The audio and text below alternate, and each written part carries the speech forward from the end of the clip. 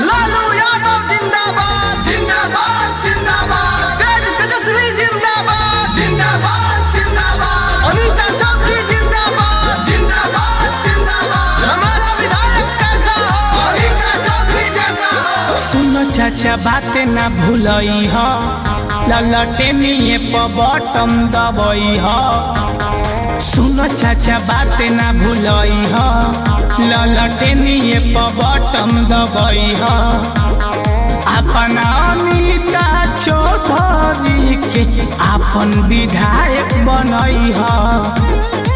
घर घर में सबके रोजगार चाहिए, घर घर में सबके रोजगार चाहिए। सुनयब किबे सुनयब किबे सुनयब किबे तेज रफ्तार चाहिए हो, बिहार में तेजस्वी सरकार चाहिए। सुनयब किबे तेज रफ्तार चाहिए हो, बिहार में तेजस्वी सरकार चाहिए।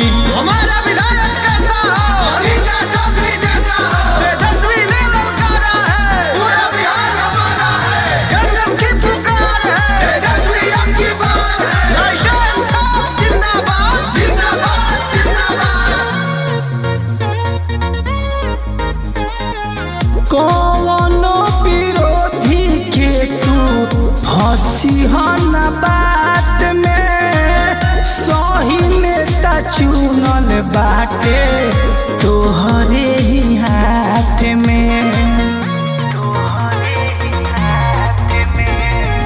कौनो विरोधी के तू फंसी हो न बात में, सही नेता चुनल बाटे तोहरे ही हाथ में। इहे बजंता से गुहार चाही, इहे बजंता से गुहार चाही। सुनयब किबे सुनयब किबे सुनयब किबे तेज रफ्तार चाही हो, बिहार में तेजस्वी सरकार चाही। सुनयब किबे तेज रफ्तार चाही हो, बिहार में तेजस्वी सरकार चाही।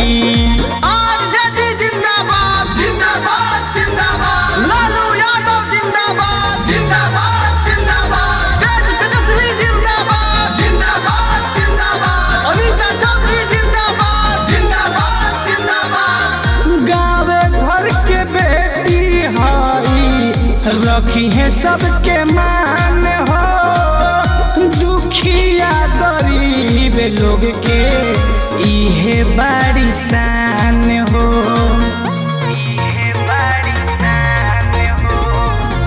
गाँव घर के बेटी हई, रखी है सबके मान हो। दुखिया गरीब लोग के इहे बड़ी शान हो। एक बार सबके पुकार चाही, इहे निहोरा प्यार चाही। सुनयब किबे सुनयब किबे सुनयब किबे तेज रफ्तार चाही हो, बिहार में तेजस्वी सरकार चाही।